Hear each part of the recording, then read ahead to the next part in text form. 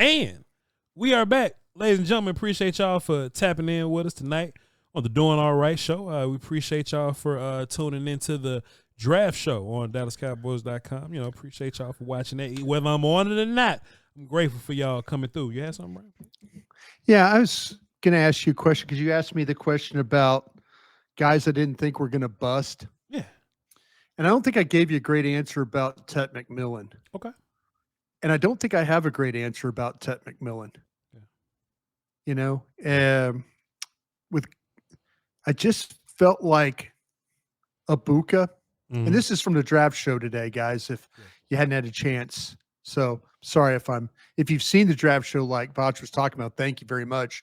If you haven't, we had a Jeff Kavanaugh asked me a question today about players that you would have that regardless of players they could take at 12 that have the non-bust factor to them. Sure. And I didn't have McMillan as one of my guys. Right. But I had Ibuka as one of my guys. And I kind of felt like with the four names that I gave that I had to give, not that it's like I was trying to think about, because I love Tet McMillan. Sure. I absolutely love Tet McMillan. And I don't know, there's something about Ibuka that I couldn't leave him out of that. And maybe it was all the big games, and maybe it was because he's played the role of Robin, and maybe it's because, there's just something about that kid that I just don't feel like, and I love Tet McMillan. Trust me, if Dallas takes Tet McMillan, I will be the happiest guy in the world. Sure. But there's just something about Ibuka that leads me to believe that he's not going to bust. Well, see, Bryan, I understand what you're saying because he's floor guy, right? So McMillan may be more talented, but you feel like Ibuka does the pro wide receiver things right now. You think he is a professional right now. And you think that's less likely to be. I loved, by the way, the names I gave Simmons, the tackle from Ohio State. I gave Ginty. I gave Barron from Texas. And I gave Ibuka with the four names that I gave. Yeah. And then you asked me, wait a minute, McMillan, tell me about McMillan.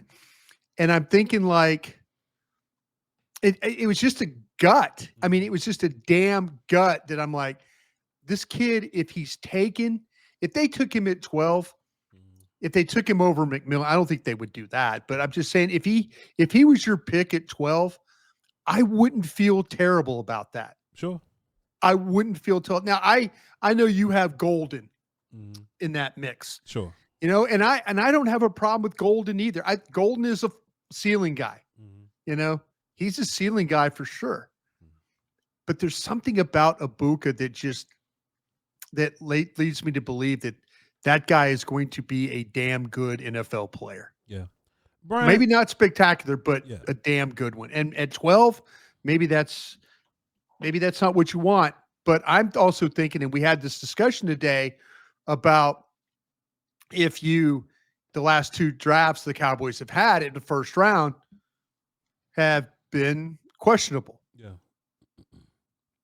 So, somebody in the comments brought this up, Bryan. It was actually interesting that we had this, conversation about Ibuka, but he was like, Voch, Bryan, he probably didn't say it like that. That's just me saying it. But he was like, if Ibuka is, let's just say he's the floor guy, and we normally refer to him as like a Robin or like a second wide receiver. Yeah. Can he be the one? Why is he a first round grade for us if we're always talking about him as like a complimentary type guy? I thought it was an interesting question because I do have Ibuka as a first round grade type guy. I do too. I think he's very talented, but we do acknowledge that he's a Robin or a complimentary type guy. We don't look at him. He's played that role. Yeah. He's played that role, and I feel like that he plays that role so well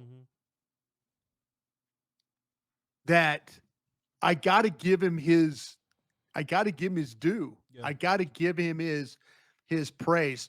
The guy I probably have wrong is Golden. I think you got Golden right. I think you have Golden right in the first round. And I think the fact that you have Golden above him makes a whole hell of a lot of sense. It really does. I think that floor, ceiling, you could say, oh, potential for Ibuka is he could be a 1. I think he's just played on a team where he could have been the 1, but the players that he played with are better ones. Yeah. That makes sense. That makes sense. Yeah. Marvin Harrison, Jeremiah Smith, like those are some dudes. Like he's been there. He's played with better ones than him. Since Olave too, right? Like he was way back in that group too. Yeah. Oh, yeah. He's been on the team with some dudes, Brian. So that's fair. Yeah. That's fair, Brian. But that's a great question though. Fantastic that is question. A damn good question. Mm-hmm. I was trying to give him credit. It was on our last YouTube video.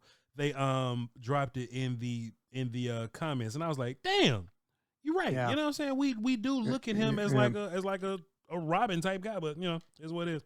I got some questions from our beloved YouTube and Twitter viewers. Okay. I got 10 of them, Brian. So let's run it for the cardio. Let's get into it, mate. Got it. Get into it. If you need me to make this a little big, I'll do it. It's good, man. You got it good right there. Appreciate you. Doug says, hearing a lot of buzz about the Cowboys taking Hampton at 12, do you think it's realistic taking a premier running back in 2025 draft would be a dream come true? Now, Brian, we mentioned this a little bit on the draft show, but maybe we can get here with a little more thought and detail here, Brian. When these media scouts start to talking, it ain't like I got to take their opinion as my opinion, but we all think that they've heard something. And you always say that Kuiper normally has a good feel for us. Please go ahead. It's weird. It is weird, Voch, that he was the one guy, and I'm sorry, you and I weren't working together, so you might have had Tyler Smith in the first round, and you might have had Tyler Smith mocked to the Cowboys. No, I didn't. Kuiper was one of the first ones. Kuiper was running that. He was running that, and he wasn't getting off it. He was like, every time, Tyler Smith. And it always made me wonder, is there somebody telling Mel Kiper who they really, really like? Yeah. And like, hey, you want to look really smart? You want to really confuse people? Put Hampton up there, but he's done it with Ashton Genty being off the board, I think 2 times. I personally don't think they would do that, but we've had this discussion before. They're talking about guys that you and I, they're talking about first round guys that you and I have, instead of being player 12, they're player 17 and 18 for us. Right. So I personally like Johnson, the Iowa running back, more. They might think it's completely opposite. Yeah. And that's the great thing about having Bobby Belt on this show. Sure. Bobby's got a relationship with a lot of people in the league, so he kind of understands. But when Kyle Yeomans and all those guys are talking about guys, it wouldn't shock me, but I don't think it has. I don't think it has the legs. And here I'm going against Mel Kiper. I just told you, pay attention to Mel Kiper. But man, that one seems a little bit. If they were to take him ahead of Michael Williams, who they really like, and they take him ahead of also Will Johnson, who they really like, those are 2 guys I have kind of in that second round area, player 17, 18, 19. I mean, it's to me, I personally would take Johnson. I said it before, but if they take Hampton over those other two guys, I wouldn't have a problem with that. Yeah. The only thing I would feel a little weird about, right, is that it'll feel like reaching. It'll absolutely feel like reaching. Yeah. But it'll also, I think it will drastically improve your running game, 100%. which I don't think they've done in free agency. Yeah. Whether it's the guard they brought in, the best thing they've done with their running game is hiring coaches. Yeah. Because they surely haven't helped it with the backs they've chosen and the guard that they signed. In my opinion. My man Dom from Twitter says, "What did you think? What did you think about? You would say it's reaching, right? It's reaching. I think that'll be. And look, this the weird part about it, right? This running back class is absolutely stacked. It's so so stacked that people are actually making the conversation of Genty or not. I think Genty is so good that you can ignore the idea of how good this class is, right? So you got to ask yourself, is Hampton that good that you just ignore the rest of how good this class is? If the Cowboys say, you know what, we need a runner. If we had Rico Dowdle, then maybe we'll have a conversation about taking a 5th round guy. Or maybe there's a conversation about taking a 3rd round guy and pairing him with Rico. We don't have Rico. We currently got Deuce Vaughn, we got Miles Sanders, and we got Williams, right? So if Malik Davis, I think Malik Davis is still on this roster too. Well, that definitely don't even count. So if they look at the running back situation as such an emergency that they don't even want to play games with it, that they feel like, you know what, the Dallas Cowboys, we want to walk away from this draft with either Genty, Hampton, Johnson, Henderson. Those are our guys. And if they got some kind of intel that says Hampton won't be there, Genty is not there already, you get so much better at running back. Your run game gets so much better. And honestly, Hampton's probably going to end up being like a mid-teens guy on my big board anyway. Sure, I agree. I totally agree. Yeah. It's just the idea of taking running back that early. But, the Lions took Gibbs right around that range, and it's working out for him. So right. It just depends on who's on the board. If they take him over Michael and, Will Campbell and Will John, of course I'm fine with that. I would feel like a reach, but I'd be like, damn, we got a damn good running back and a damn good run game. Let's go. Yeah, there you go. Yep. I agree. That's where I'm at with it.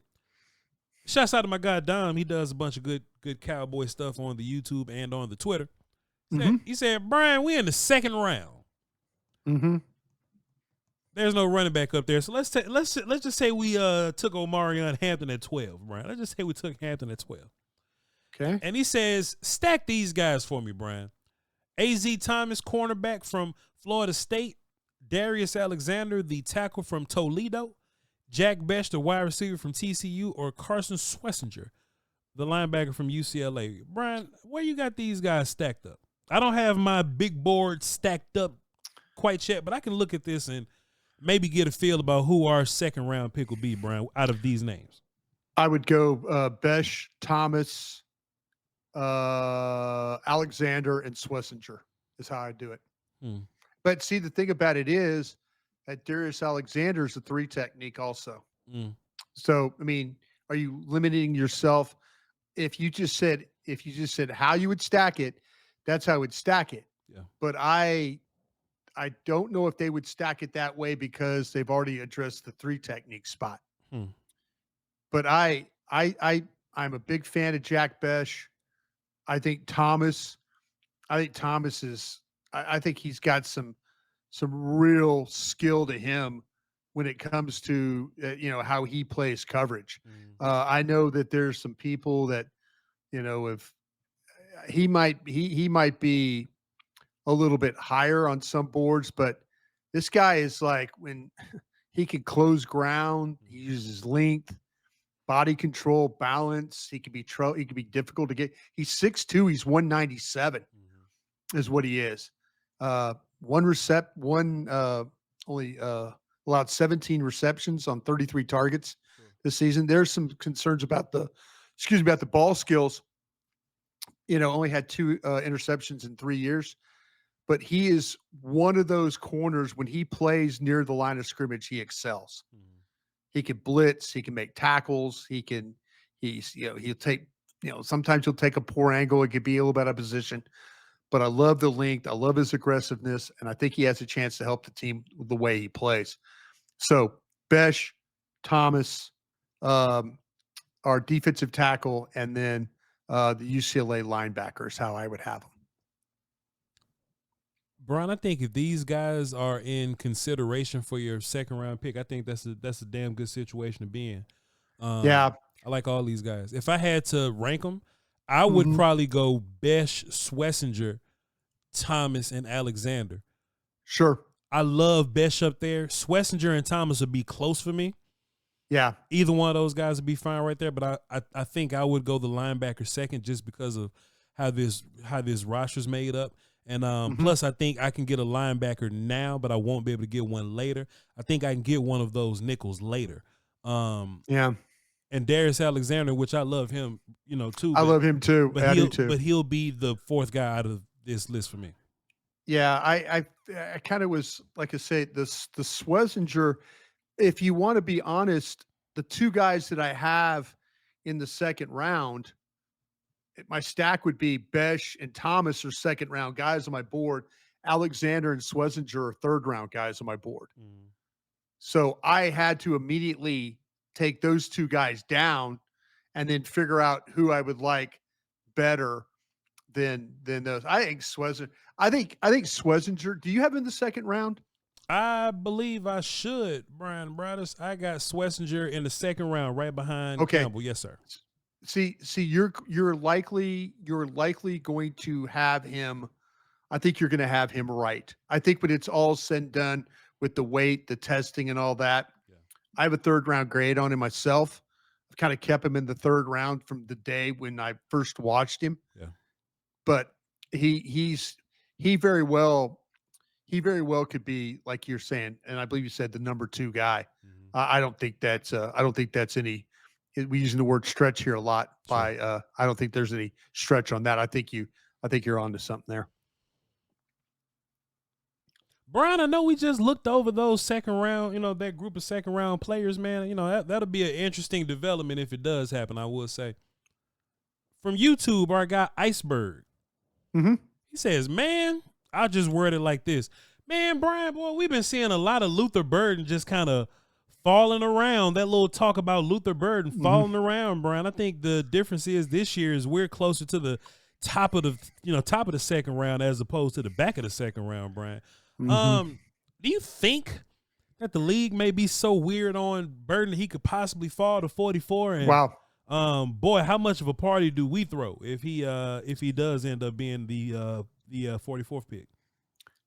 I think that Luther Burden would slide because of character stuff, if that was the case. And I mean character, I don't think it's character of physical assault or something like that. I think there's some people that don't think this. They think this guy's kind of got some diva to him. Yeah. Maybe hard to deal with kind of a guy. Man, the talent is there.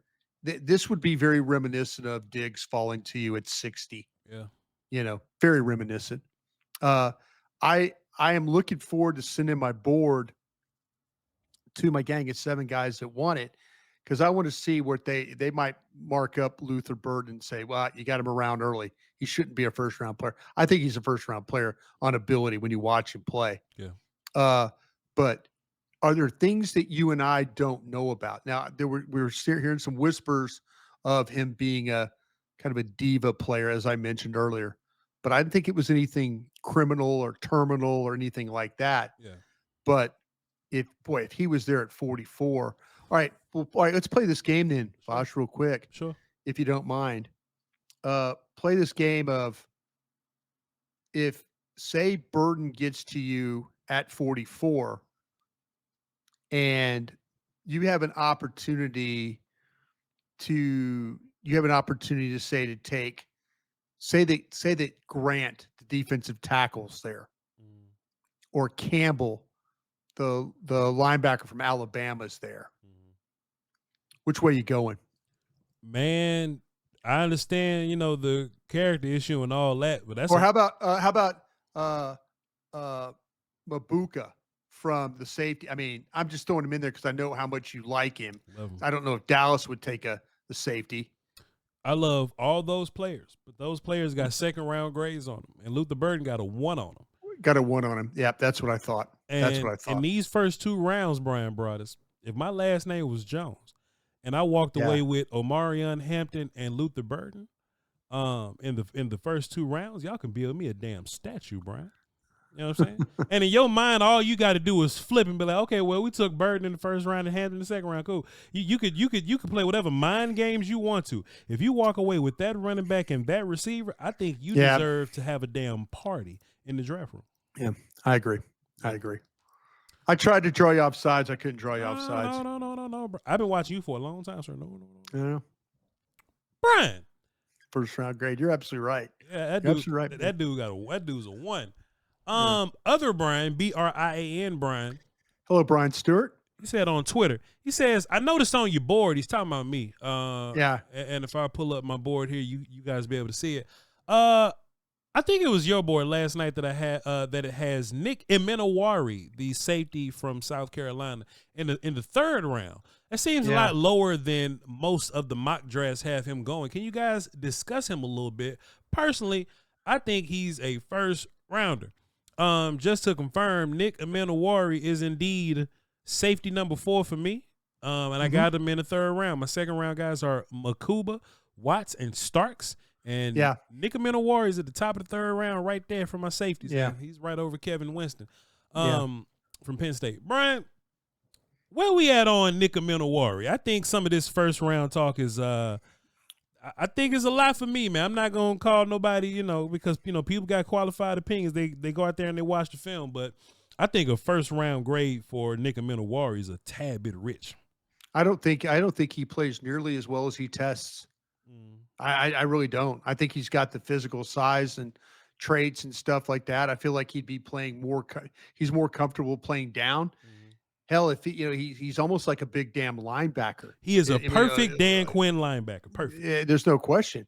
He's a better player coming forward than he is going back. His footwork could be a little all over the place. I watched the Clemson, Missouri games. He's got a knack for putting himself in position to make plays, which is encouraging. But, to me, I don't think he's a great run defender. I've seen him drive a ball carrier out of bounds when near the sidelines, but I didn't always see the guy that come with the same commitment snap to snap. I thought there was, for a guy that's 6'3", 220, it felt like that he should be in a lot more plays. Again, I'm watching a couple of games there. He's got the size. He's got the frame to be an outstanding tackler, but it will come and go with this guy. The length, impressive. Needs to get more areas of his game buttoned up. He should be, and I said this is my last line, he should be more of a force, but he really struggles with that at times. I just don't think that he plays with the necessary toughness. We talked about the physical traits, the ability to move, the size, stuff like that, the workout, everything about it. It doesn't translate for this player. That's why I have him in the 3rd round. He could be a little sometimesy, right, Bryan? I feel like he could be a lot sometimes. I think sometimes he'll come down and thump a little bit, and other times I think he chicken wings. Chicken wing is a real football term. I want people to get back to saying. I think he chicken wing trying to tackle people sometimes, Bryan. Also, I don't think his lateral movement is all that good. I think he's straight downhill. Yeah. And with his great testing numbers, it's all jumping and running forward. There ain't no sideways. Jumping and running. There's nothing to it. Yep. You know what I'm saying? So Nick Emenawari, I think he's kind of weird in coverage sometimes. I think he gets he's gotten his hands on some footballs. But how you watch Xavier Watson, he kind of he goes to the football. Like Andrew Makuba he goes to the football. Billy Bowman from Oklahoma, he gets there, right? Right. I see Nick Emenawari accidentally stumble to the football, and he'll catch it when it's over there. But sure. I just think other safeties have a lot more instincts. I think there's some other safeties that are much better in the run game, and I think there are other safeties that are much more consistent play in and play out. I totally agree with you. Let's get another one up here, man. That's a fantastic question there from it's a great question. Bryan, Bryan Stewart, right? What's his name? Bryan Stewart? Bryan Stewart. Now, Bryan Broaddus, This another topic that we brought up on the draft show, and I apologize if I got a little chatty today. I feel like I was a little. I think you. I hope you appreciated me telling Kyle to answer the damn question. Yeah. You know. Of course. He asked you. He asked you for an answer. It's one or the other. Floor guy, ceiling guy. Well, yeah, I like both. Now I'm asking you. No, he didn't ask you that. Yeah. He asked you which one. You know, I felt like I was a bit. You, Kyle. Yeah. Shouts out to Kyle, man. I was a bit chatty today, man, but it's all good. I feel like you were chatty. I talked myself in a circle on this issue in particular because I get passionate, Brian. I get passionate, right? And I'm not a professional radio guy, but Stevie, I'm not. But Stevie JP says, man. Shouts out to my guy Cowboy Due Diligence. He says, how do y'all feel about the Kentucky defensive tackle Walker and his back issues? Now we touched on this a little bit, Brian, but when we have these shows and they're structured and we got to take turns when we talk, Brian. Vice, don't talk too long now. Vice. Let everybody go. Brian, you know, I think defensive tackle hadn't been great in Dallas since David Irvin, man. That's how I feel. You know what I'm saying? I think Oso Digizua has done some really good things at defensive tackle. Sure. But boy, when David Irvin was on the field, I feel like he carried 5 or 6 people with him, bro. I felt like, Hey, my friend, one day you and I are going to be at the lake. Yeah. And you're going to ask me when we're cooking crawfish, you're going to look over me and go, who's the best player you ever seen that just completely peed down his leg? Yeah. And I said, it's going to be David Irvin. Wow. He did things. It's amazing the things that he was able to do. He was special. Not even working at it. Not even really trying. Brian, I did a live stream and we laughed at this. He went on Ben and Skin show. He wasn't even a Cowboy now. Yeah. And he went on the Ben and Skin show and he was like, yeah, man, you know, Jason Garrett used to get mad at me because he wanted me to work out. And I'm like, yeah. He was mad that Jason Garrett wanted him to work out and put in extra work. Yeah. Brian, for whatever reason, David Irvin fell or whatever. Yeah. Somebody missed on him. Somebody missed on him, whatever the reason. Yeah. This Deion Walker character from Kentucky, Brian. Yeah. He has the ability to be very special, a very special draft pick for somebody's team. Yep. I think he's going to be, you know, you always say the 4th round is for the hurt guys and the, you know, criminals or whatever, right? Criminals, guys. Yep. Back in the day, I was not very PC at the time, but yeah, I used to say the hurt guys and the criminals were the 4th rounders. That's what they are. Don't worry about it. Yeah. Brian, I don't think Deion Walker goes in the first 3 rounds. I think he got a lot of questions. I think teams probably got questions about what looks like loafs. I think teams are going to have questions about the back and the medicals. I think teams are going to be like, hey, man, why didn't you look prepared at the Senior Bowl? Why didn't you look as dominant on your film as you do the Senior Bowl, Brian? And I think he's going to fall. But if he ends up in some situation to where a coach can put an arm around him and make sure that he works hard and gets to the game every Sunday, right? I don't know what his trouble situation like, but they make sure his back is good. And if you can get consistent play from Deion Walker, consistent good play from Deion Walker, I think that coach, that scout gets a raise, man. That GM gets a raise, man. And I think Deion Walker has an opportunity to be special if he can figure all those things out. I legitimately feel like when Deion Walker is a good playing player, he's a first-round talent, Brian. We talk about him up there with Kenny Walker and Mason Graham, in my personal opinion. But when he's bad, he's bad. If you can figure out in the 4th round, I'll just say, if you can figure out that dude, what a steal, Brian. What a steal. Yeah, I totally agree with what you're saying. There's times where you watch him and he dominates. And then there's stretches where you're wondering where he's at. And, you know, I'll tell you why we're starting to hear the back stuff. He played with a broken back, or parts of his back were messed up and stuff. It's because people are trying to figure out the film.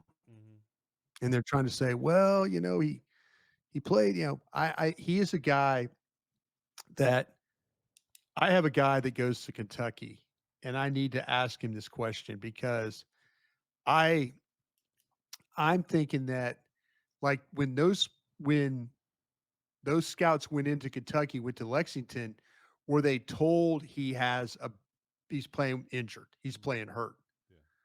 Because there's times when he does play tall, and there's times when he doesn't come off the ball, and there's times when he doesn't chase, and and he just kind of just goes through the motions of the game.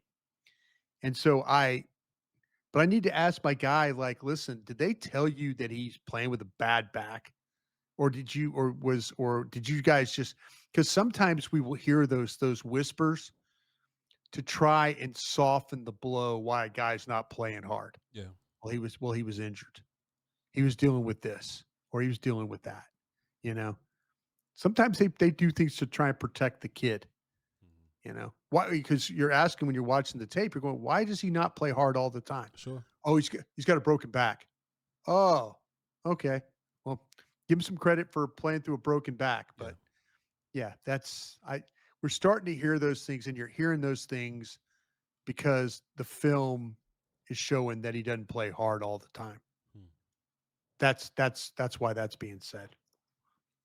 If you need some defensive tackle help, Brian, boy, it'll be nice. It's good. Wouldn't it be nice? Yeah. Brian, I'm gonna let you write that down for your Kentucky guy. Yeah, I did. I just wrote it down. I know who you are. Yeah. Brian, Steven from Twitter says, he's probably talking to me, but we can talk about it.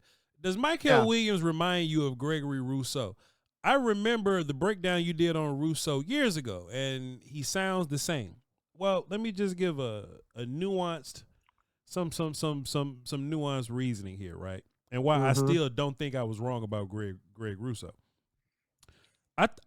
There was this noise going around that Greg Rousseau was going to be a top 5 player, Brian. You remember that? I didn't see Greg Rousseau as a top 5 player.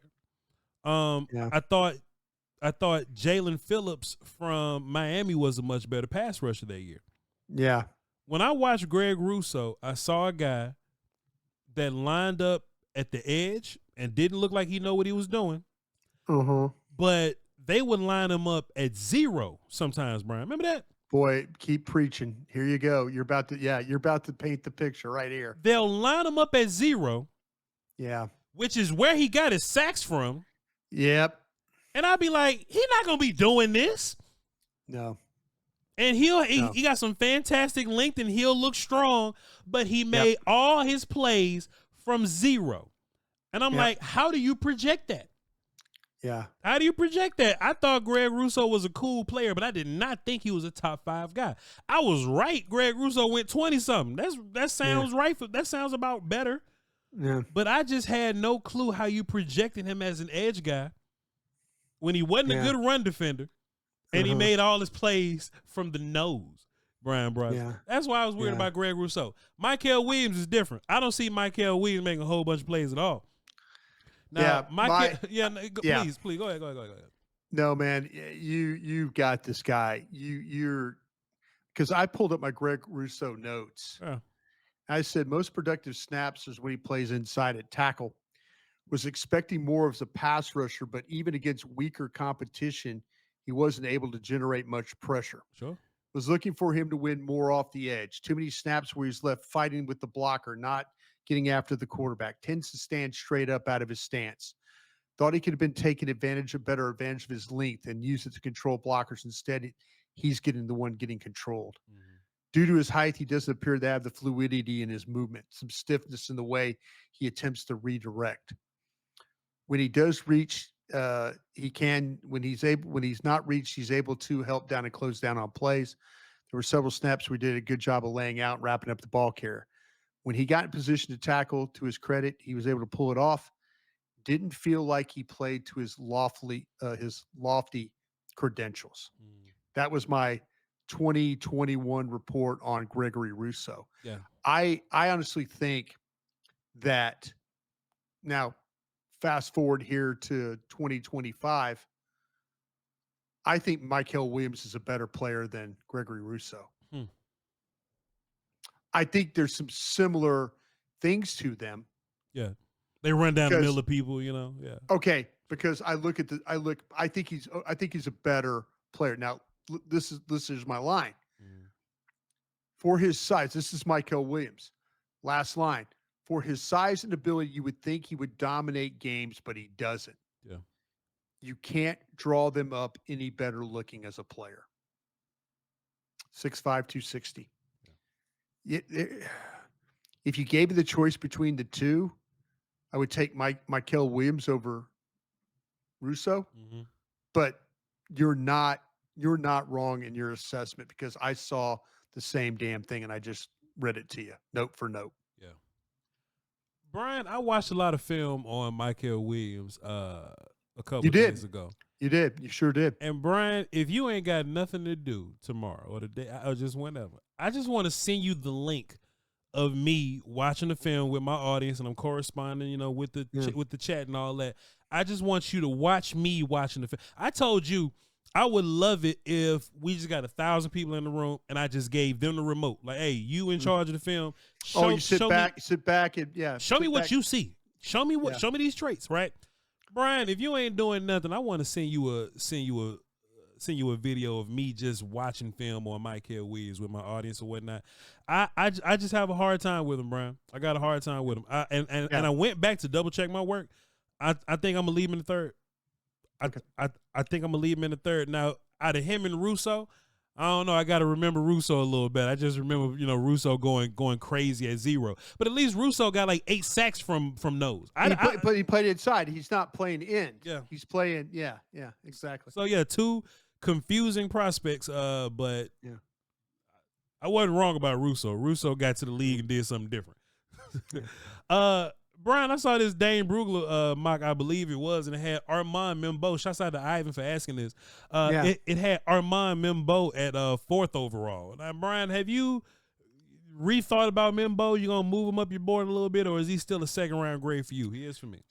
2nd-round grade. I really, they were talking. I was watching while I was working today. They were doing a mock draft on TV, and I think he went in the top 10 is where he went. I know Dane really, really likes the player, and Dane has for a while now.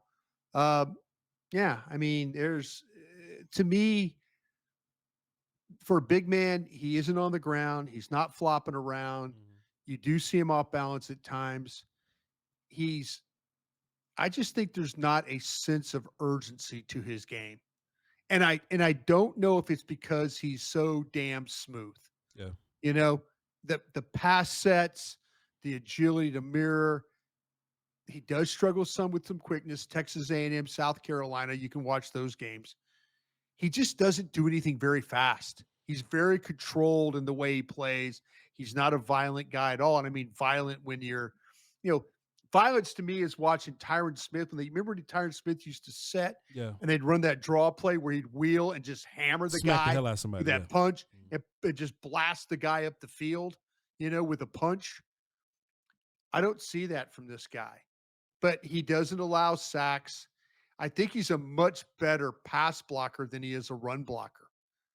But no, I'm not. I wonder if he plays right tackle in Missouri. I wonder if somebody's going to try and play him at left tackle, So I'd be interested to see that. I have him in the 2nd round. Yeah. But it's he's much better for the athletic stuff, hooking guys or instead of cutting off. It's just there's such smoothness to his game. But man, he just kind of I want a more sense of urgency in his play. 6'4", 332 out of Missouri. Yeah, Bryan, I like violence, man. That's why I vouched for Tyler Booker so much. And I think if you're going to draft Membo or even Will Campbell or even Kelvin Banks to play guard for you, just take Tyler Booker, the dude that's going to go out there and thrash. So at least Booker going to thrash somebody, right? That's you're the violence absolutely right you're about looking that. for. Yep, you're right about that. I got one more, Bryan. We're going to get up out of here. I'm going to let you go for your walk there. Our guy, Matt Owen, Professor O. Shouts out to him. He worded it like this. Serious question. Would you guys be more surprised with Trey Harris sneaking into the first round or Will Johnson falling out of the first round? We could just take that as an opportunity to talk about the idea of how much farther do you think Will Johnson is gonna fall, out of where he previously was, which was like a top 3 conversation for him. And, do we see Trey Harris sneaking into the first? I don't necessarily, unless something new came out with his pro day or something. But Will Johnson, I think in a recent mock, I don't know which one, but he was like 17th now. And 17th, yeah. I started to pay attention when people just start falling, Brian. You know what I'm saying? When they was like Nick scoring ain't even on the board no more. I'm noticing. Yeah. Where we don't smile. So where we at with this? Because we was right the whole time about this. We wasn't wrong. So where you at with this? Will Johnson possibly falling out of the first? I don't think Harris gets to the first round. I really don't. I do think that there's a couple of spots. If Will Johnson doesn't go at 12 to Dallas, I think where we've talked about that Will Johnson on our boards was probably going to be somewhere between maybe 20, 25, somewhere right around there. So him going at 17, probably a little bit more earlier than me. I just like Barron better. I like Morrison better from Notre Dame. Yeah.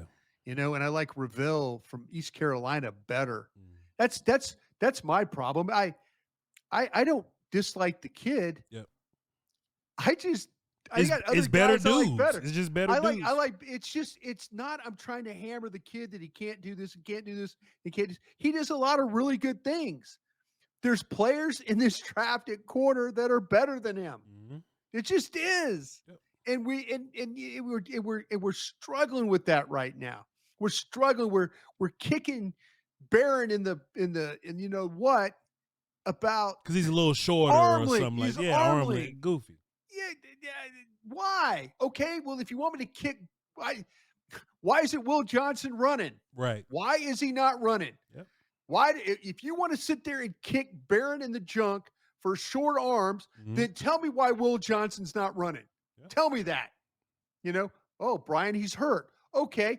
Watch when April rolls around. Yeah. God, I hope he runs, because if he doesn't, why isn't he running? Exactly. If you want to kick Barron in the junk because of short arms, you better go with, as the great Michael Irvin said, you better go after this with the same intensity. You better show the same intensity, for some of these other guys. Because Barron gonna run. Barron's gonna do everything because he ain't got nothing to hide. Got nothing to hide. Nothing to hide. And see, that's what I'm saying. Is Will Johnson, and hey, listen, I pray the kid runs. Sure. I really, really do. By the way, I had one of my gang of 7 that was at the Tet McMillan 40. Okay. And my guy said he got him on his watch at 450. Okay. Is what he had, 450. Just to, I've heard of 454. I've heard of 448. And I got a 450. So he's somewhere in that 451 to 452 range, probably is what we're looking at. Let him fall to 12. But anyway, listen, if you're going to, I'm not going to say it again. I get the love for Will Johnson. I get it. Yep. I really do. He's a good player. I just have others better. Yeah. I have others better that if they pass by my others, then that's me as a scout fighting for my guys. I'm fighting for the guys that I like. And, trust me, he gets taken. I'll take the receipts. If he works out great, I'll be the first to admit I'm wrong. Yeah. If he doesn't, and those other guys are playing better, then I will, I'll gladly move on to the next year and do what I need to do. I just, like I say, that's the thing. It's not that I have anything against Mykel Williams. Just better dudes there. Or better dudes. That's how I look at it. Better dudes. Yeah. Man, I hope it's all noise, Brian. I hope this Will Johnson, Mykel Williams stuff. I hope they like him as second round players. Is how I hope they like him. You know what I'm saying? Not as top first. They don't round guys. They don't care. They're nice enough to let you and I in their building twice a week, and they're going to let us in their building for 3 days for a draft. Yeah. But overall, they listen to this program. They probably don't give a damn. I'm just a guest. I don't even work there, bro. I'm just a guest. I can't even get to the cafeteria. I'm a guest too. I'm a guest. I worked there for 14 years though, and now I'm a guest. That's crazy. We appreciate everybody for asking us questions. We couldn't get to all of them, but thank you guys. Seriously, thank you. It was some good ones. We appreciate y'all. If there's anything, if y'all had any response to any questions that we asked, y'all please, or that we answered, y'all please put them in the comments, and we'll be happy to read them there. Tomorrow, Brian said we got a good group of guys. I watched one of them today. We got Nick Nash, Logan Brown, and Dorian Strong. I like Nash a lot, but we'll talk about it. We will definitely get there tomorrow. But y'all follow me at VOCHLONBARDI, and y'all tap in with Bryan Broaddus on social medias, okay? And y'all hold it down. We'll catch y'all till next time, all right? Crown.